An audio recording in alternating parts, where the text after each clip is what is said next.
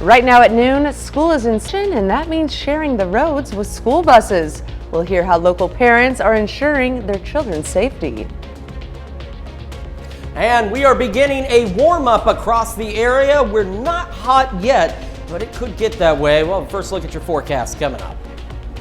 Plus, imposter scams last year resulted in $8.8 billion stolen from unknowing victims. We'll tell you what to look out for and how to protect yourself and your loved ones. The 4 states' most watched news starts now. Good afternoon, and thank you for joining us at KOAM News at Noon. I'm Caitlin O'Shaughnessy. A new law in Missouri will take a more hands-off approach to the way you drive. The hands-free law went into effect yesterday. The new law prohibits handheld cell phone use while driving, and it's not just cell phones. It's any electronic communication devices like pagers and tablets. Penalties for violation of the law will be enacted beginning January 1st, 2025 to allow adequate time for public education. The U.S. Department of Agriculture plans to make a sizable investment in the sunflower state. The USDA is investing $49.1 million to help rural utilities build and improve clean drinking water and sanitary wastewater systems in rural Kansas. Some of those grants and loans will go to Neosho County and the cities of Girard and Humboldt for various projects such as construction of a new booster pump, water system refurbishment, and improvements to a supply intake system. And just a week into the new school year, and some families already report. My son's favorite part of the day should not be taken away because other people cannot follow the law. Every morning, Danielle helps her son board the school bus to start his day. Issues with people passing our bus with the lights flashing, literally the lights going, my son going up the wheelchair ramp, and it's just the lack of caring. Danielle requested the Joplin Police Department for assistance. She said they told her the department is too understaffed. However, she believes a police presence will help the issue. Literally just drive by. I haven't even asked them to stop and patrol. I have not asked them to sit at the park. I have asked them simply to just have a patrolman just do a simple drive-by. It doesn't take that long. It's a 5-minute process. They won't even give us that. Danielle is trying to spread awareness of the issue by posting on Facebook. What is it going to take next? Someone else getting hit? The dangers of the roads don't just stay on the asphalt, but it can also affect neighborhoods. The residents here say the quality of driver that's on the roads does affect their way of living. Myself and my neighbor, who lived very close to her, have about 16 children between us. That's not even including the other side of the road. It would be great if they could put up some more signs to try to slow people down or patrol the area more. That's what I would suggest. Sometimes I wish somebody could sit over there and get some tickets going, because they're just not, even if they put speed bumps in, I don't think it will help. And it's not going to stop until it's addressed, sadly. Reporting in Joplin, Amber Jenkins, KOAM News. According to Missouri law, illegally passing a school bus is a Class A misdemeanor. First-time offenders found guilty could have their license suspended for 90 days. And now, let's take it over to Chris Warner for a look at your Tuesday forecast. Yeah, we have got ourselves a pretty decent day across the area. We've got plentiful sunshine, mostly clear skies, and we are warming up. And we're going to be a bit warmer today than where we have been the last few days, but we're still not hot. We're actually getting closer or right at average. So let's take a look at yesterday. Started the day at 57, almost 10 degrees below where we should be, and less than 10 degrees warmer than a record low set back in 1992. And look at our high, just 3 degrees off the average. Our average at 88. And you know what today's high is expected to be? 88. So we're right about where we should be for this time of year. However, it's going to start to get hotter across the area over the next few days. Temperatures right now, though, not bad. 85 Joplin, 83 Pittsburgh, 87 Parsons, 88 Neodesha, 87 Yates Center, 84 in Miami. So as is usual, out to the west, getting a little warmer than the rest of us, but not significantly so. And then you head a little further east. We got 83 Stockton, 81 Monette, Cassville, and 82 in Anderson. So what we're watching is temperatures right around the average, maybe not exactly at, but right around average. We're continuing to stay dry for the majority of this week, and then we're going to start to heat back up as we head toward the end of this week and into the Labor Day weekend. So That's something we're going to keep an eye on. And of course, for the latest weather, anytime, anywhere, scan that QR code, or if you'd prefer, go to your favorite app store and you can download the KOAM Skywatch weather app. As we've told you, it's like having the entire Skywatch weather team right there with you everywhere you go. We'll take another full look at your forecast and have the latest on Idalia here in just a few more minutes. Kaylin? Thanks, Chris. Well, the Federal Trade Commission processed 2.4 million fraud reports in 2022 with an $8.8 billion price tag. According to the FTC, identity theft and imposter scams top the list. Imposter scams happen when someone pretends to be a trusted person to get you to either send them money or give out personal information. When they get details they need, well, that's when things go south. Officer Rhonda Andrews with the Baxter Police says imposter scams like this are becoming all too common. According to the Federal Trade Commission, for every 5 imposter scam attempts, at least one person loses money. You know, I had a case the other day. It was an older woman. She's a grandmother, and they took several $1,000s from her. And it really affects them. You know, that's her life savings. They don't work. Some of these people don't work anymore, and that's their retirement.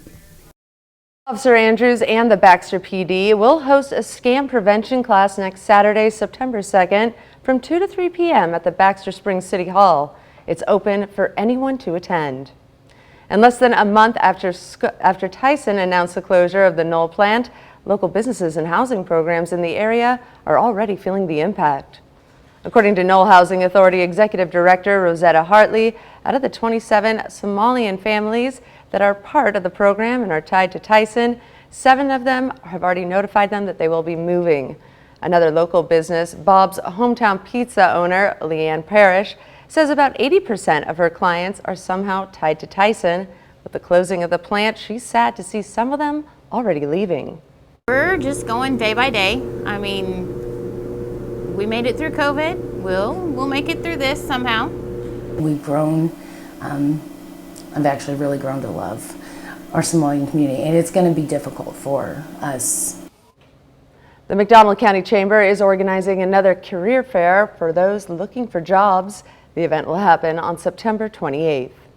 And that's a look at today's top stories and weather in the 4 states region. Up next on KOAM News at Noon. Terror at the University of North Carolina at Chapel Hill as students and staff take shelter from an on-campus shooter. And later, we're making 5-minute beef stir-fry in the Mr. Food Test Kitchen. Stay tuned. A deadly shooting at the University of North Carolina's main campus Monday left 1 faculty member dead and prompted an hours-long lockdown. Police have identified the suspect as Tali Kui, a graduate student at the school. He was booked at the Orange County Jail on first-degree murder charges and for having a weapon on educational property. Jeff Pegas has more on the attack that stunned and frightened the community. Gunshot, possible active shooter on campus. Moments of panic at the University of North Carolina at Chapel Hill after police received a call around 1 p.m. Monday reporting shots fired on campus. I heard 1 gunshot, and then I've been hearing like sirens and all of that. Then alert went out to students and staff to shelter in place. So we all very quickly, jumped up out of our seats to get against the wall. For hours, thousands on the campus barricaded themselves in classrooms and dorms while law enforcement evacuated each room looking for the gunman. Graduate student wearing a gray shirt, armed with a 9mm. UNC police released this picture of the suspect, who they say fatally shot a member of the faculty, the only victim, according to police. The shooting damages the trust and safety that we so often take for granted in our campus community. Jeff Begay, CBS News, Washington. Authorities are still searching for the gun used in the attack and a motive. The victim's identity is being withheld pending notification of next of kin. And travelers gearing up for the holiday weekend can expect more traffic than last year. Experts say gas prices are unlikely to deter the late summer Great American Road Trip. That goes for travelers in the air as well. According to AAA booking data, flights, hotels, rental cars, and cruises are all up over 2022. INRIX, a global provider of transportation data and insights, expects this Thursday between 2 and 6 p.m. to be the busiest time on the roads. Anyone flying over the holiday weekend should check airline schedules for delays or cancellations before leaving for the airport. Still to come on the KOAM News at Noon, we see what's cooking with Mr. Food. Today, we've got the trick to making homemade Chinese food taste takeout worthy. But first, we're keeping an eye on the 90s, making a return in our forecast. We'll look at that and the latest on Hurricane Idalia when we come back.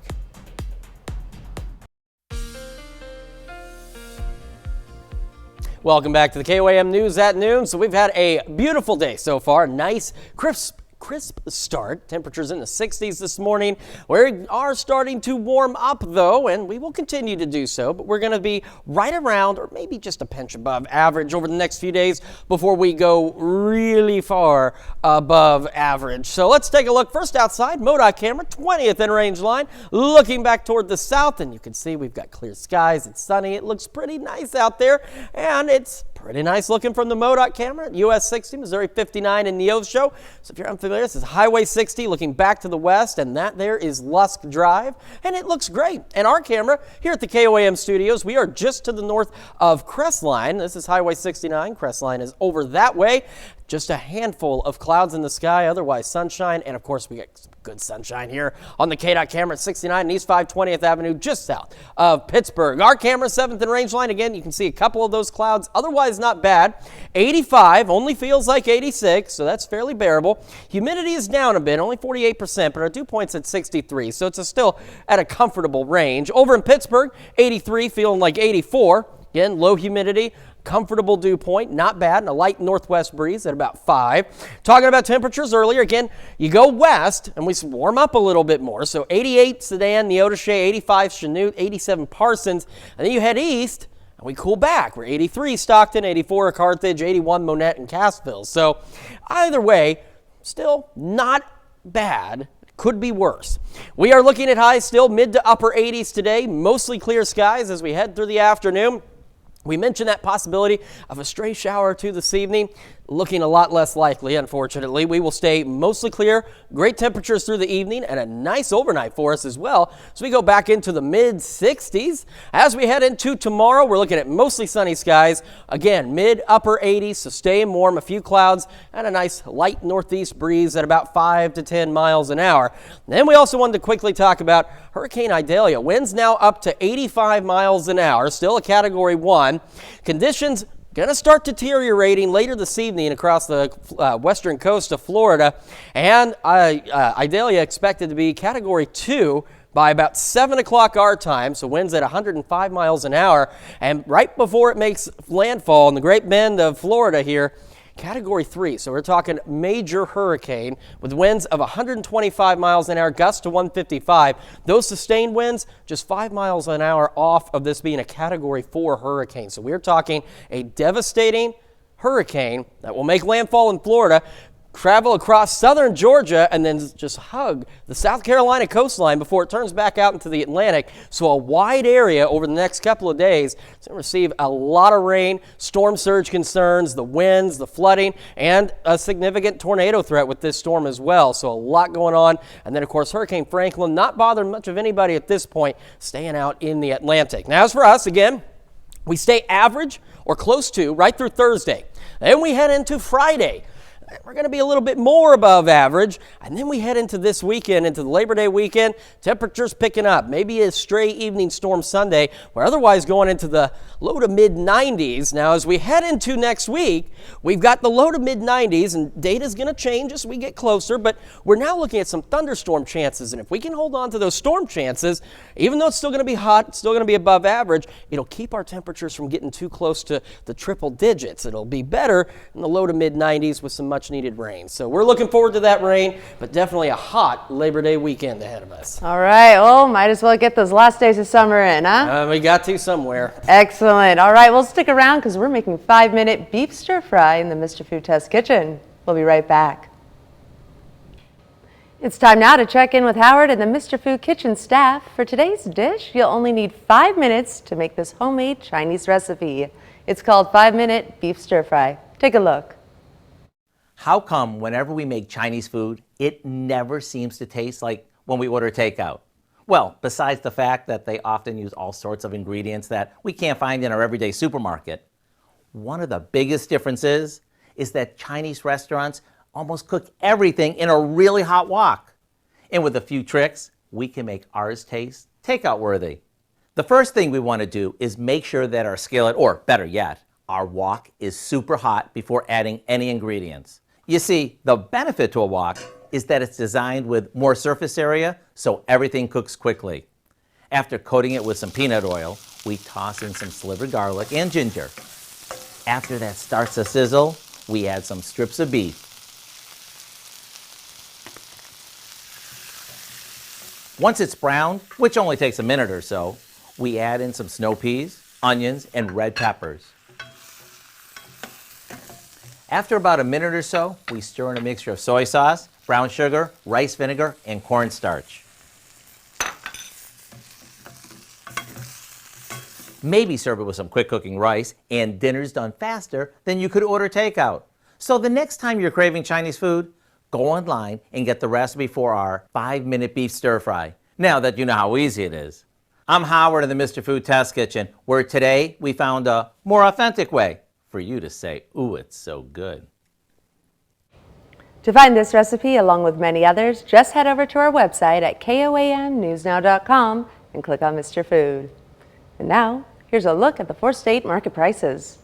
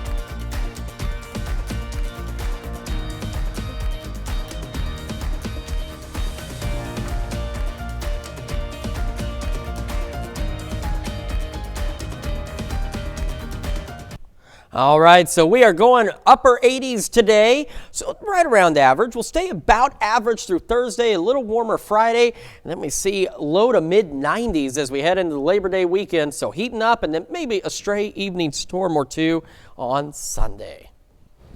All right, that's not too bad. We'll take average. Yeah, average is good. Yes, especially what we went through. Well, coming up tonight at 5, and Dahlia is gaining strength and is now a hurricane as it barrels towards Florida's Gulf Coast. Landfall is expected Wednesday morning, most likely somewhere north of Tampa. Larry Seward has more from Tampa. Plus, General Mills in Joplin is investing $48 million in sand services to keep up with demand. And understanding how long-term care insurance works at the Joplin Senior Center. Join us for those stories and more on KOAM News at 5. Thanks for joining us and for being here at KOAM News at Noon. We'll see you right back here tomorrow morning as well as tomorrow at noon.